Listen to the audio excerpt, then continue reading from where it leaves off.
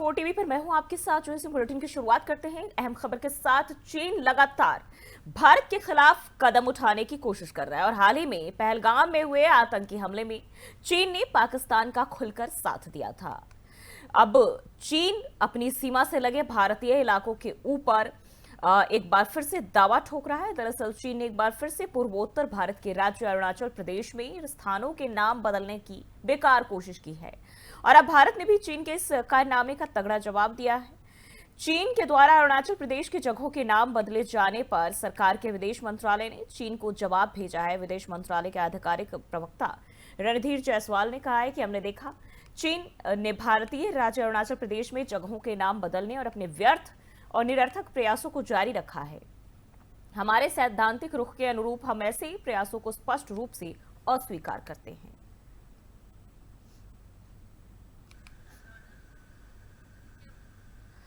जम्मू कश्मीर से हज यात्रा पर जाने वाले यात्रियों का दूसरा जत्था श्रीनगर के हज हाउस से हवाई अड्डे के लिए रवाना हो गया और यह जत्था सऊदी अरब के मक्का के लिए उड़ान भरेगा। हज को लेकर यह यात्रा भारत और पाकिस्तान के बीच हुए समझौते के बाद संभव हो पाई है। पहलगाम में हुए आतंकी हमले के बाद दोनों देशों के बीच तनाव बढ़ गया था, लेकिन अब इस समझौते से हज यात्रा की प्रक्रिया को सुगम और सुरक्षित बनाया गया है। श्रीनगर से हज यात्रा पर जाने वाला पहला जत्था 4 मई को रवाना हुआ था और अब दूसरे जत्थे की उड़ान भी सफलतापूर्वक शुरू हो गई है। वहीं दूसरे राज्यों से भी हाजी हज यात्रा के लिए जा रहे हैं। विभिन्न राज्यों से हज यात्रियों का जत्था सऊदी अरब के लिए रवाना हो रहा है। हज यात्रा के लिए इस साल सुरक्षा व्यवस्थाओं को और कड़ी कर दी गई है ताकि यात्रियों की यात्रा सुगम और सुरक्षित रह सके।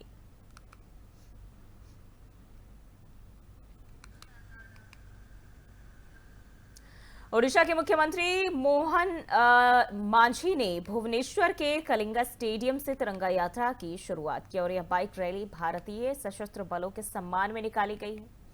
मुख्यमंत्री ने हरी झंडी दिखाकर रैली को रवाना किया, जो देशभक्ति के उत्साह के साथ आगे बढ़ी है।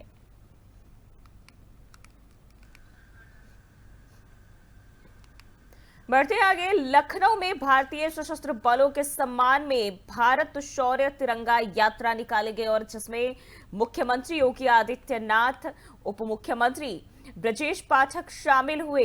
कार्यक्रम में सीएम योगी ने पहलगाम में हुए आतंकी घटना की कड़ी निंदा करते हुए कहा कि पाकिस्तान समर्थित आतंकवादियों ने जो किया उसका पूरा देश उससे आक्रोशित है। उन्होंने ऑपरेशन सिंदूर का जिक्र करते हुए कहा कि भारतीय सेना ने 100 से अधिक आतंकवादियों को मार गिराया और यह संदेश दिया कि भारत ना किसी को छेड़ता है और ना ही किसी को छोड़ता है।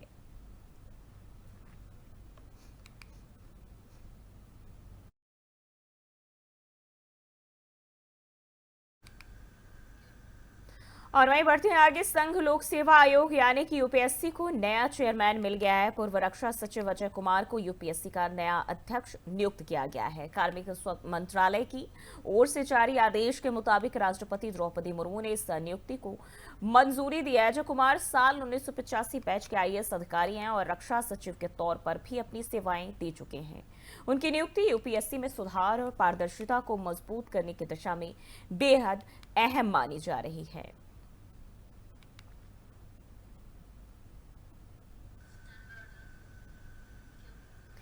बढ़ते आगे, कांग्रेस की आज अहम बैठक में बेरोजगारी महंगाई पर मंथन। खड़गे, राहुल समेत वरिष्ठ नेता होंगे मौजूद। 22 अगस्त को देशव्यापी प्रदर्शन का ऐलान किया गया है। तो आज कांग्रेस की अहम बैठक में बेरोजगारी और महंगाई पर मंथन किया जाएगा। वहीं 22 अगस्त को देशव्यापी प्रदर्शन का ऐलान किया गया है। दिल्ली में कांग्रेस पार्टी की आज एक अहम बैठक हो रही है, जिसकी अध्यक्षता पार्टी अध्यक्ष मल्लिकार्जुन खड़गे कर रहे हैं। बैठक में राहुल गांधी, केसी वेणुगोपाल और अन्य वरिष्ठ नेता भी शामिल है।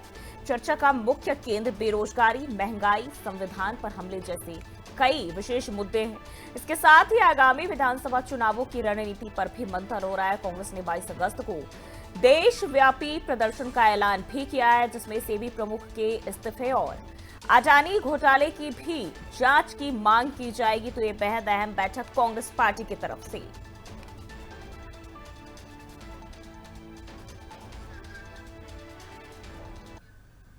बढ़ते हैं आगे। राहुल गांधी 15 मई को बिहार जाएंगे, पटना दरभंगा में करेंगे कार्यक्रम और सोशल जस्टिस इन्फ्लुएंसर से बातचीत करेंगे, मुलाकात करेंगे, छात्रों के साथ संवाद और फोले फिल्म देखने का भी कार्यक्रम है। तो राहुल गांधी 15 मई को बिहार के दौरे पर रहने वाले हैं, जहां वह पटना और दरभंगा में कई अलग अलग कार्यक्रमों में शिरकत करेंगे। पटना में Rahul Gandhi social justice influencer से मुलाकात करेंगे और फुले फिल्म भी देखेंगे और इसके बाद राहुल गांधी दरभंगा के छात्रों के साथ भी संवाद करेंगे और उनके इस दौरे को सामाजिक न्याय और युवा संवाद की दिशा में बेहद अहम माना जा रहा है।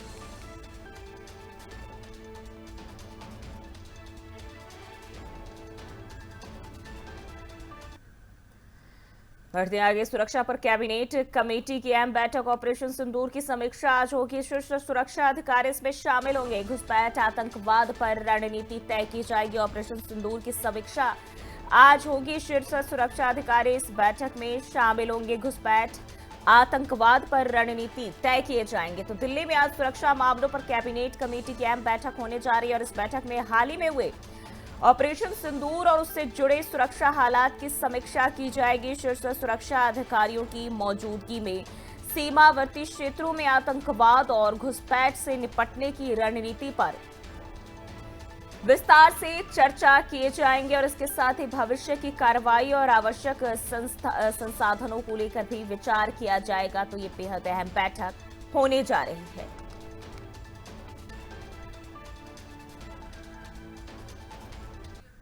और एक बड़ी खबर सामने आ रही, पाकिस्तानी अधिकारी निष्कासित जासूसी गतिविधियों में शामिल होने का आरोप। भारत ने अब 24 घंटे का समय यानी 24 घंटे का अल्टीमेटम दिया है। विदेश मंत्रालय ने सख्त चेतावनी दी है। जासूसी गतिविधियों में शामिल होने के चलते अब चेतावनी दी गई। शीर्ष सुरक्षा अधिकारी आपको बताते चले इसमें शामिल होंगे और वहीं ये जानकारी सामने आ रही है, जहां पाकिस्तानी अधिकारी निष्कासित किए गए। जासूसी गतिविधियों में शामिल होने का आरोप है और भारत ने 24 घंटे का समय विदेश मंत्रालय की सख्त चेतावनी के साथ दी है। तो भारत ने एक पाकिस्तानी अधिकारी को जासूसी गतिविधियों में शामिल होने के आरोप में निष्कासित करने का फैसला किया है। सरकार ने उसे 24 घंटे के भीतर देश छोड़ने का आदेश भी दिया और यह कार्रवाई ऐसे समय पर हुई जब दोनों देशों के बीच तनाव बढ़ा हुआ है। विदेश मंत्रालय ने साफ कह दिया है कि भारत अपनी सुरक्षा और संप्रभुता से कोई समझौता नहीं करेगा और इस कदम से भारत पाकिस्तान के संबंधों और कड़वाहट आने की इसमें जो है संभावना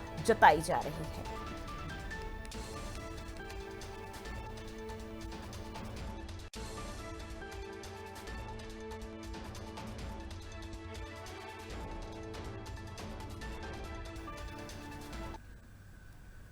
और दिल्ली के उत्तम नगर स्थित बीएम गुप्ता अस्पताल के डेंटल विंग में मंगलवार की सुबह आग लग गई और आग की सूचना मिलते ही दमकल की कई गाड़ियां मौके पर पहुंची और तेजी से कार्रवाई करते हुए आग पर काबू पा लिया गया।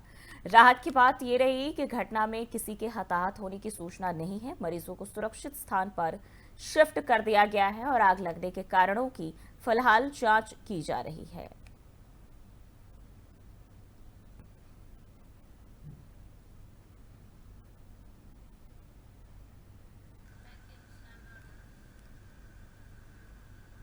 जम्मू कश्मीर से लेकर पंजाब तक पाकिस्तान लगातार संघर्ष विराम का उल्लंघन कर रहा है। ऑपरेशन सिंदूर की सफलता के बाद उसकी बौखलाहट साफ झलक रही है, चाहे वह सीमा पर गोलीबारी हो या कूटनीतिक मंचों पर भारत को घेरने की नाकाम कोशिशें। लेकिन भारत ने अब यह साफ कर दिया है कि आतंकवाद का जवाब हम सटीक, ठोस और निर्णायक देंगे। और इसी बीच भारत दौरे पर आए ईरान के विदेश मंत्री सैयद अब्बास अरागची के साथ विदेश मंत्री एस जयशंकर ने अहम बैठक भी की और इस दौरान दोनों नेताओं ने क्षेत्रीय सुरक्षा, द्विपक्षीय रिश्ते पर खासतौर पर आतंकवाद को लेकर चर्चा की। वहीं भारत ने आतंकवाद पर हो रहे कार्रवाई को लेकर अपना स्टैंड भी क्लियर किया और बिल्कुल दो टूक में जवाब दिया और इससे ये साफ हो जाता है कि भारत अब आतंक के मामले में कोई समझौता नहीं करेगा। तो क्या कुछ हुआ इस दौरान, तमाम चीजों को लेकर देखिए रिपोर्ट। कश्मीर संभाग के एक सीमावर्ती गांव में पाकिस्तान द्वारा किए गए संघर्ष विराम उल्लंघन के निशान साफ दिखाई दे रहे हैं। अचानक हुए मोर्टार हमले में कई घर पूरी तरीके से क्षतिग्रस्त हो गए हैं। स्थानीय लोगों का कहना है कि गोलीबारी रात के अंधेरे में शुरू हुई और घंटों तक जारी रही। इस हमले में कई नागरिक घायल हुए हैं और सैकड़ों लोग अपने घर छोड़कर सुरक्षित स्थानों की ओर पलायन कर गए हैं। जम्मू संभाग के सीमावर्ती गांव में एक संदिग्ध प्रोजेक्टाइल मिलने से सनसनी फैल गई है। शुरुआती जांच में यह स्पष्ट हुआ है कि यह पाकिस्तान की ओर से दागा गया हथियार है जो निशाने से चूक गया और गांव के पास आ गिरा है। पंजाब के अमृतसर जिले के एक सीमावर्ती गांव में खुले मैदान में एक और प्रोजेक्टाइल मिला है तो दूसरी तरफ सुरक्षा एजेंसियों ने पूरे क्षेत्र को सील कर दिया है और इस बात की जांच की जा रही है कि यह किस उद्देश्य से भेजा गया था। पाकिस्तान की इन हरकतों से यह साफ होता जा रहा है कि वह ऑपरेशन सिंदूर के बाद से पूरी तरीके से बौखलाया हुआ है।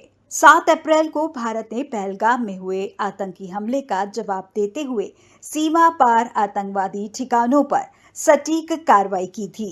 यह कार्रवाई सीमित लेकिन सशक्त थी। भारत ने एक बार फिर दिखा दिया है कि आतंकवाद का जवाब अब सर्जिकल स्ट्राइक और ठोस होगा। इस बीच दिल्ली में विदेश मंत्री एस जयशंकर ने ईरान के विदेश मंत्री सैयद अब्बास अरागची के साथ एक अहम द्विपक्षीय बैठक की। इस बैठक में भारत की सीमा पार आतंकवाद के खिलाफ नीति को स्पष्ट करते हुए जयशंकर ने कहा कि आप ऐसे समय में भारत आ रहे हैं जब हम जम्मू कश्मीर में हुए बर्बर हमले का जवाब दे रहे हैं। हमारी प्रतिक्रिया लक्षित और नपीतुली थी। हमारा उद्देश्य स्थिति को और बिगाड़ना नहीं है, लेकिन अगर हम पर हमला होता है तो जवाब सख्त और निर्णायक होगा। यह बयान सिर्फ ईरान को नहीं बल्कि पूरे अंतर्राष्ट्रीय समुदाय को भारत का रुख स्पष्ट करता है। भारत अब हर उस ताकत को करारा जवाब देने के लिए तैयार है जो उसकी संप्रभुता और नागरिकों की सुरक्षा को चुनौती देती है। और सबसे अहम बात यह है कि इस पूरे घटनाक्रम में भारत की राजनीति ने भी एकता का परिचय दिया है। दिल्ली में हुई सर्वदलीय बैठक में सरकार और विपक्ष दोनों ने एक सुर में राष्ट्रीय सुरक्षा के मुद्दे पर समर्थन जताया है। यह वही एकजुटता है जिसकी देश को आज सबसे ज्यादा जरूरत है। तो अब यह पूरी तरीके से साफ हो गया है कि पाकिस्तान की उकसावे वाली रणनीति पर भारत पर कोई असर नहीं डाल रही। ऑपरेशन सिंदूर के बाद भारत ने जिस तरह से सैन्य, कूटनीतिक और राजनीतिक स्तर पर एकजुटता दिखाई है, उसने पाकिस्तान की मंशा को पूरी तरीके से विफल कर दिया है। सीमा पर गोलीबारी का भारत ने मुंह तोड़ जवाब दिया है। वहीं अंतर्राष्ट्रीय मंचों पर भी भारत ने आतंकवाद के खिलाफ अपना रुख और ज्यादा मजबूत किया है। दिल्ली में हुई सर्वदलीय बैठक में विपक्ष और सरकार ने एक सुर में खड़े होकर यह दर्शा दिया है कि राष्ट्रीय सुरक्षा से ऊपर कोई मतभेद नहीं होता। विदेश मंत्री एस जयशंकर का ईरानी समकक्ष के सामने दिया गया स्पष्ट और दृढ़ बयान भी यही दिखाता है कि भारत अब हर मोर्चे पर मजबूती से खड़ा है।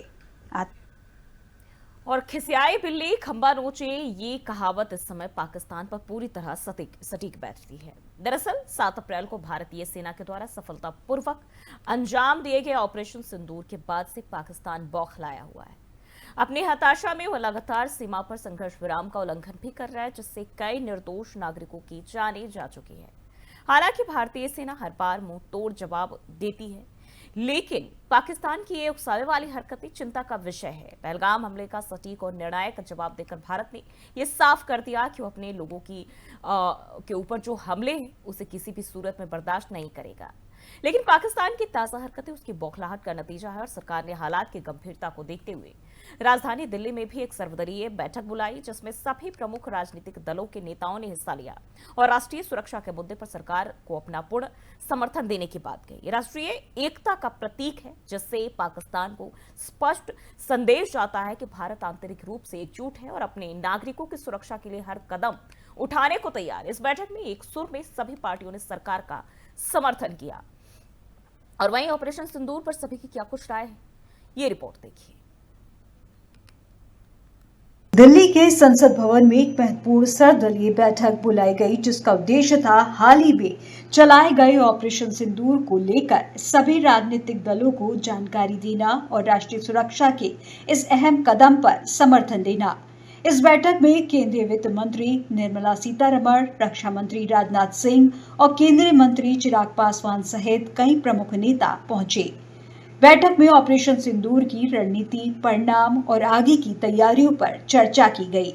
रक्षा मंत्री राजनाथ सिंह और राष्ट्रीय सुरक्षा सलाहकार ने नेताओं को ब्रीफिंग दी। रक्षा मंत्री राजनाथ सिंह ने सर्वदलीय बैठक में कहा कि ऑपरेशन सिंदूर के तहत भारतीय हमलों में कम से कम 100 आतंकवादी मारे गए। वहीं इस बैठक को लेकर मल्लिकार्जुन खड़गे ने कहा कि बैठक में जो उन्होंने कहा है वो हमने सुना। हम सभी ने बताया कि इस घड़ी में हम सब उनके साथ हैं और वो जो काम कर रहे हैं उसको जारी रखें और देश हित में हम उनके साथ रहेंगे। जो उन्होंने कहा वो हमने सुना। देश के हित में उन्होंने कहा कि कोई चीज कॉन्फिडेंशियल है रक्षा के विषय में, हम उसको अब नहीं कह सकते, ये उन्होंने कहा।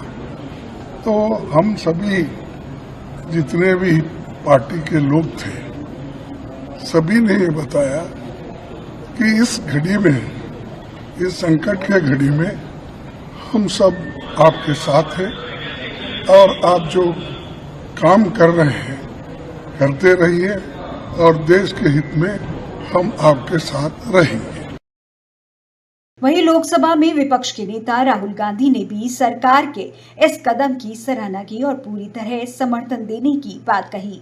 उन्होंने आगे कहा कि सरकार का कहना है कि कुछ चीजें ऐसी हैं जिन पर हम चर्चा नहीं करना चाहते, लेकिन फिर भी सबने सपोर्ट किया है। सपोर्ट दिया हमने। खारगे जी ने कहा वो सही है कि ऐसी चीजें हैं जो डिस्कस नहीं करनी है, तो बस सबने सपोर्ट किया। AIMIM के प्रमुख असुद्दीन ओवैसी तो 2 कदम आगे निकलते हुए सशस्त्र बलों के प्रयासों की तारीफ की और एक और अहम सुझाव सरकार को दिया। उन्होंने सुझाव दिया कि हमें सरकार से कहा है कि द रेजिस्टेंस फ्रंट यानी TRF के खिलाफ एक अंतर्राष्ट्रीय अभियान चलाना चाहिए। ऑल पार्टी मीटिंग में मैंने कॉम्प्लीमेंट किया हमारी आर्म फोर्सेस को और भारत सरकार को कि उन्होंने एक ऑपरेशन सिंदूर को अंजाम दिया।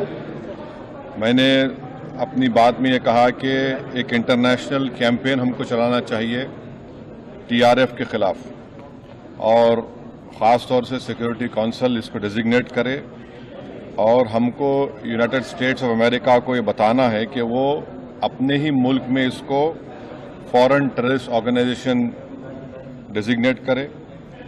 और क्योंकि आप देखेंगे फरवरी 2025 में हाफिज सईद के बेटे हाफिज अब्दुल रऊफ की एक स्पीच है POK में, जिसमें उसने कहा कि 2025 तमाम साल हम लोग जिहाद करेंगे। तो ये जिहाद का नाम लेकर, ये भारत में गलत नाम लेकर कत्ल करना चाहते हैं, आतंक फैलाना चाहते हैं। तो US को हम रिक्वेस्ट करें, उनको लॉबी करें कि ये TRF को एक फॉरेन टेररिस्ट ऑर्गेनाइजेशन बनाए। ऑपरेशन सिंदूर को लेकर देश के राजनीतिक दलों की एकजुटता यह दर्शाती है कि जब मुद्दा राष्ट्रीय सुरक्षा का हो तो सारे राजनीतिक मतभेद दरकिनार हो जाते हैं। सरकार और विपक्ष दोनों एक सुर में खड़े नजर आए, जो लोकतंत्र की परिपक्वता और देशभक्ति का परिचायक है। राजधानी दिल्ली में हुई सर्वदलीय बैठक में सभी प्रमुख दलों ने सरकार को अपना समर्थन देकर यह स्पष्ट कर दिया कि भारत की सुरक्षा सर्वोपरि है। इस एकजुटता से देशवासियों में विश्वास और साहस की भावना मजबूत होती है, तो वहीं अंतर्राष्ट्रीय स्तर पर यह संदेश जाता है कि भारत आतंकी गतिविधियों और सीमा पार उकसावे को लेकर किसी तरह की ढिलाई नहीं बरतेगा। ऑपरेशन सिंदूर सिर्फ एक सैन्य कार्रवाई नहीं, बल्कि एक राष्ट्रीय चेतना का प्रतीक बन गया है।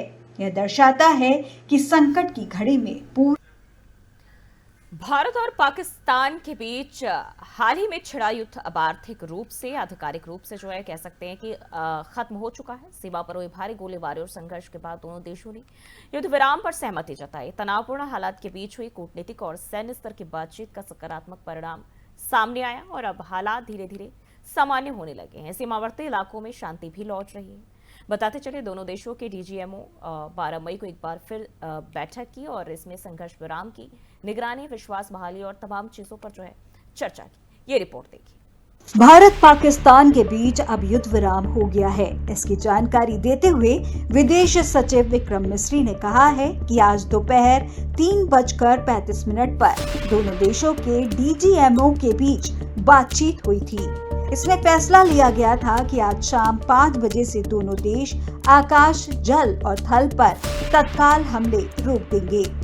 सबसे अहम बात, 12 मई को भारत और पाकिस्तान के डीजीएमओ यानी director general of military operations एक बार फिर सीधी बातचीत करेंगे। यह बैठक वीडियो कॉन्फ्रेंसिंग या सीमा पर फ्लैग मीटिंग के जरिए हो सकती है। बता दें कि भारत और पाकिस्तान ने अमेरिका की मध्यस्थता में चली लंबी बातचीत के बाद युद्ध विराम पर सहमति जताई है और इसे लेकर अमेरिका के राष्ट्रपति डोनाल्ड ट्रंप ने ट्वीट किया है। ये कदम तब उठाया गया है जब भारत और पाकिस्तान के बीच सीमा पर लगातार ड्रोन हमले, गोलीबारी और तनावपूर्ण हालात बने हुए थे, जिससे क्षेत्रीय और वैश्विक स्तर पर चिंता बढ़ गई थी। वहीं पाकिस्तान के उप प्रधानमंत्री और विदेश मंत्री इशाक डार ने सोशल मीडिया पर जानकारी दी कि भारत और पाकिस्तान ने तत्काल प्रभाव से संघर्ष विराम पर सहमति जताई है। उन्होंने कहा कि पाकिस्तान ने हमेशा क्षेत्र में शांति और सुरक्षा के लिए प्रयास किए हैं, अपनी संप्रभुता और क्षेत्रीय अखंडता से समझौता किए बिना। इस बैठक में सीमा पर भविष्य की रणनीतियों, संघर्ष विराम की निगरानी और विश्वास बहाली के उपायों पर चर्चा होगी। हालांकि इस हालिया युद्ध में दोनों तरफ जानमाल का नुकसान हुआ है, लेकिन अब शांति की पहल दिखाई दे रही है। सवाल यही है कि क्या यह शांति स्थायी होगी या फिर पाकिस्तान कोई गुस्ताखी करेगा। खैर, फिलहाल के लिए इस बुलेटिन में बस इतना ही। देश और दुनिया की तमाम खबरों के लिए देखते रहिए 4TV न्यूज।